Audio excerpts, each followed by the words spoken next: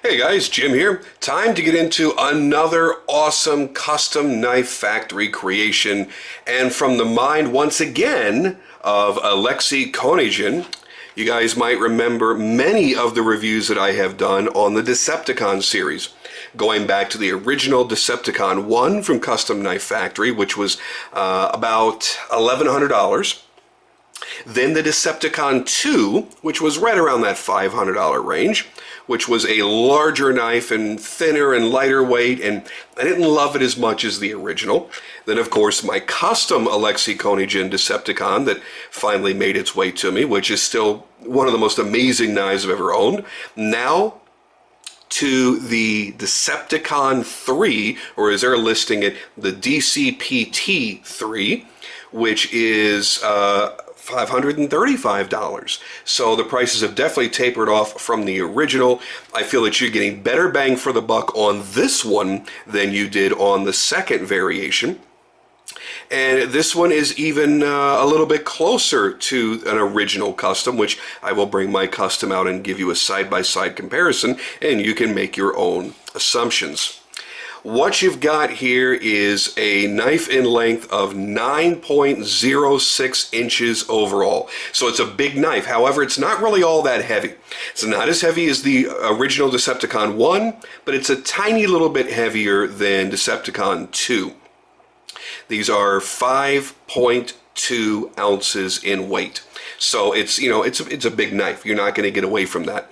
But because of all the skeletonization that's done here, it's not as heavy as a standard tie frame lock or even liner lock, which is what this is in other standard materials from other makers. So this is a little bit more EDC friendly weight-wise than most knives of its size. Now, your blade length is 4.06 inches, so you've got a really big blade on this. You'll notice also a really nice belly. This is more of a modified Wharncliffe than anything else. You've got a nice taper here. Even maybe want to call it a modified sheep's foot because of the way that tapers instead of being a really hard, you know, kind of a severe angle. It is rounded, so maybe more of a sheep's foot. But definitely with that curvature there, it's certainly a modified version of that. You've got a high flat grind on here. Very nice, simple grind.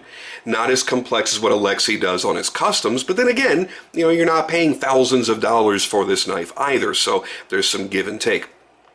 Nice clean stone wash finish on that M390 steel. And that's one of the things that I really respect about what Custom Knife Factory is doing. They always work, or almost always work, in premium steels. M390 is a fantastic steel. It also gives them a lot of different finish options. You know, there's nothing wrong with N690, but M390 is going to hold an edge longer. Yes, it costs a little bit more than N690, and again, I'm just making that comparison between boulder steels. You know, going with the M390 is a great choice for somebody that may actually want to use this knife instead of just showing it off and playing with it, and there's nothing wrong with doing just that. As with all Custom Knife Factory knives, superb, fast action, perfect detent. They do a great job with, and it doesn't just drop free. When I release that lock, it goes down almost like hydraulics. It doesn't just drop straight down like a guillotine. Fantastic all the way around. Now, what makes the Decepticon so great is this handle design. So let's go ahead and close that back up. What you have really is a fairly standard liner lock knife. But instead of having scales over the titanium frame, maybe it could have been carbon fiber or any other number of materials. What Alexei has designed, and has done so in his customs, is a kind of an exoskeleton. So they take more titanium that has been skeletonized and milled so that you can now see into where the liners are. But then the liners themselves, the frame itself, is also then skeletonized. He raises up a skeletonized, almost a backbone, more than wanting to just call it a back spacer. It really is a back spine or backbone. And that really adds to that overall theme, that overall look. custom pivot at both ends. They're using a pivot here for the hardware to hold the backspacer and knife together, and a single standoff for the customized pocket clip. Now this is not a Timascus clip. This is actually a very fancy anodizing that they do over there. As far as I know, it does not... yeah, I'm just going to have to go with the fact that that's an anodized titanium clip. If for some reason that's any different, I'll certainly make a note of it down in the description. I'll do a little bit more research when I upload this, but as far as I know, that's a titanium clip that just has the really fancy anode job done on it. Everything about these knives, they're really impressive all the way around. They're breathtaking. And there are people out there that are not going to like this look. That's fine. Then don't buy it. Nobody's forcing you to. This is a very interesting way of creating a folder. Is this going to be your classic everyday go-to like a Sebenza? Well, of course not. But it's not meant to be. It's meant to be more of an art piece that still retains functionality.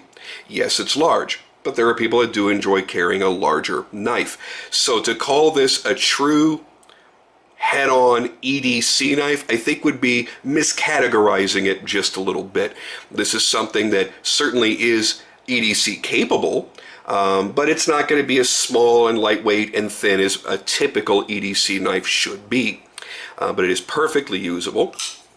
Again, that blade shape lends itself to a lot of different kinds of cutting tasks. You don't have a pronounced choil or anything here, so you're not going to be choking up on the blade and doing any fine cutting tasks, but you've got a really nice grip here.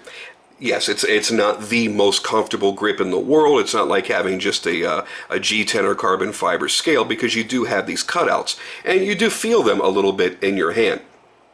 But he's done a great job of making this ergonomic. You'll notice that there are plenty of reliefs here and raised areas for your fingers to drop into naturally. He's got kind of a fighter style tail coming around the pinky here to kind of hold it in place. That's interesting. And then because the back spine is raised, it goes straight into the palm of your hand. He's also relieved this area of the clip so that when it falls into your knuckle area, you don't feel a hot spot. And I found that to be really, really interesting, because this is a fairly large clip. And I was kind of wondering when I first unpackaged it what the idea was behind that really large swedge right there. And then when I put it in my hand the first time, I went, oh, it just disappears in my hand and I don't really feel the clip. That's really, really interesting. I dig how they chose to do that.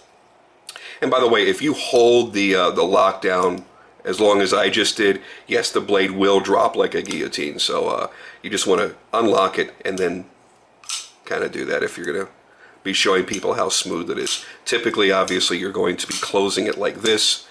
Nobody really stands there when they're actually using a knife and goes, oh, every single time. By the way, you saw that barely fell onto my thumb, and there we go with a nice little quick cut. So to say it is a good sharp knife is an understatement. Some of the nice little details that he's done here, you've got the jimping here on the flipper tab, and that does allow you a good amount of traction. I like how the flipper tab protrudes, and typically I don't say that, but I like how that's done. I'm not really a fan of this. Yes, you can actually grab that. I guess you can. It's not really all that easy. I guess you can grab that and manually open it that way. And I'm certain that's why he put jimping on there. It's just not my cup of tea. Yes, okay, so the jimping's really there for your thumb ramp. But I don't know. I'm not really crazy about how that looks. That's just me. It's a personal thing. But certainly, I don't think it's really going to get in the way of anything. You'll notice that there's a lot of really, really nice machining done throughout. And what they've done is they have, once again, allowed the blade stops to recess into the frame of the knife, both when it's closed and when it's opened. So they're not just two studs sticking out like most knives would be that have exposed blade stops. So let's give you a quick little side-by-side to one of Alexei Konigin's customs. Now obviously this is going to be as high-end as you can get when it comes to this design, but You know, as I said before in the previous reviews, it's really not a night and day difference.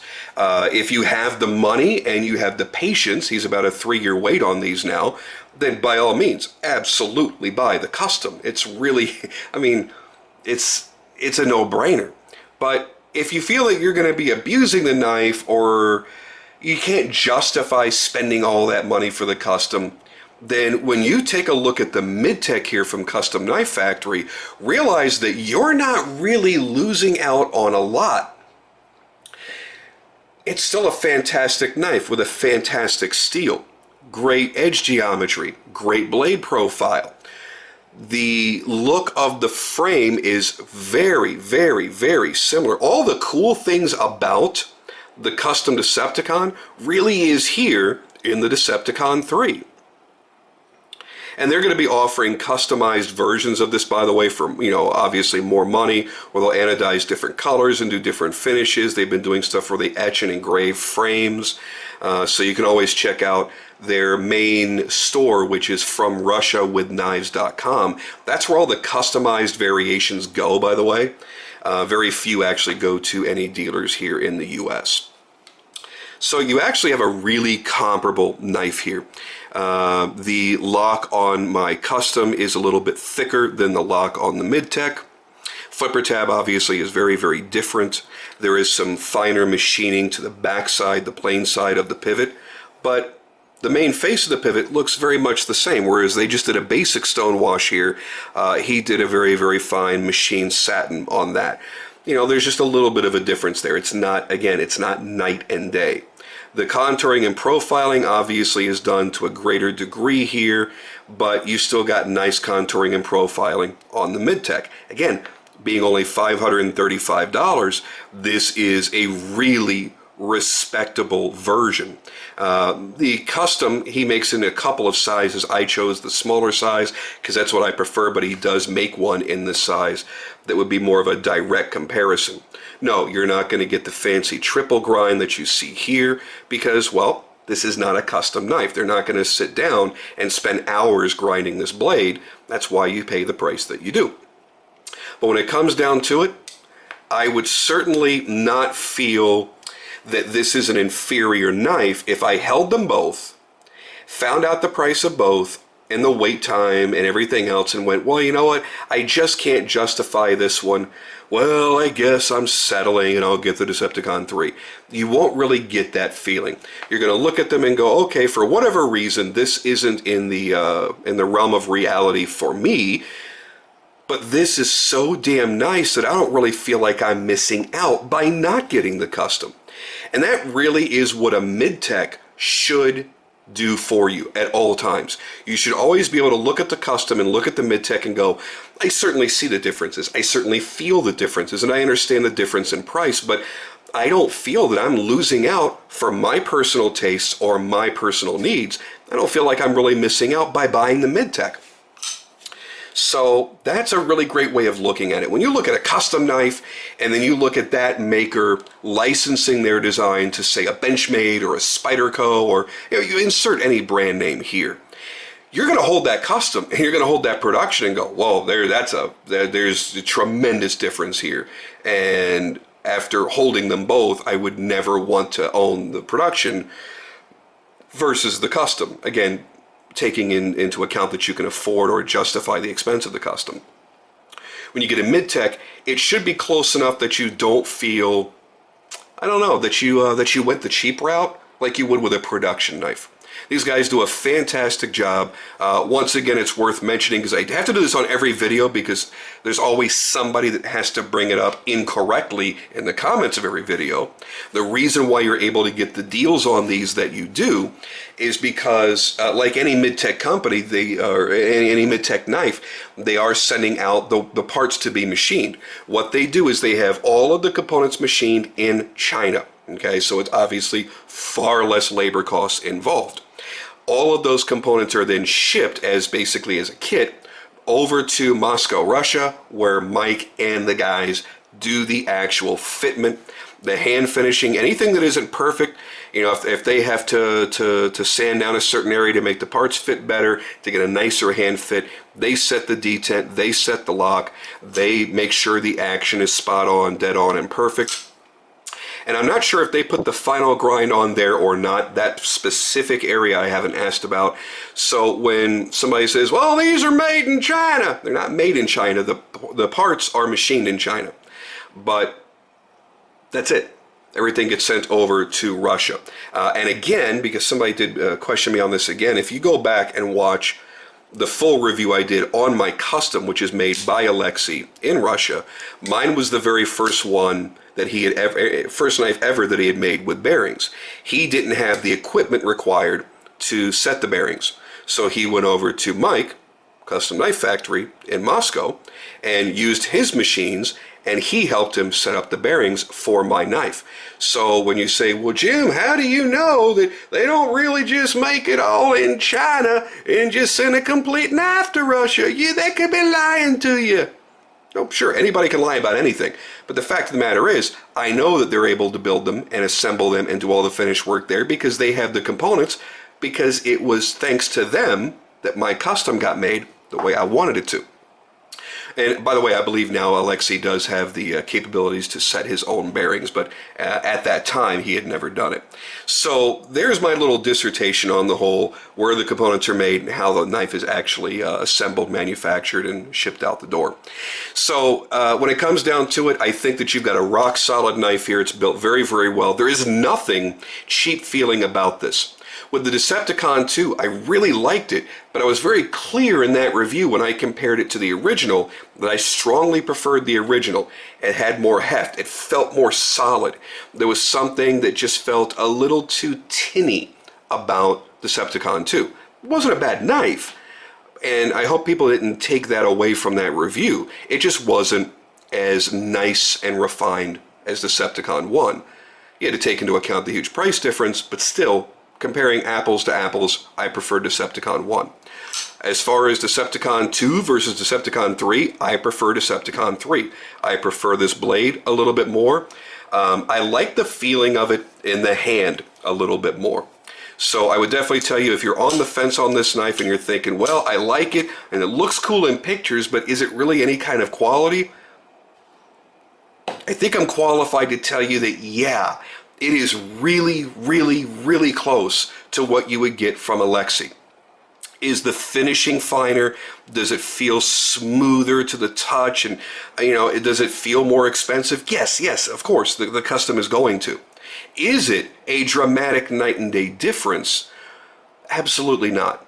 So if you're looking for a better EDC choice, something that, well, if you bang it up a little bit, you're cutting boxes and you somehow cut through a staple and snag that edge and you got to reprofile it, you're going to feel a lot less bad about this one than you will doing it to this one.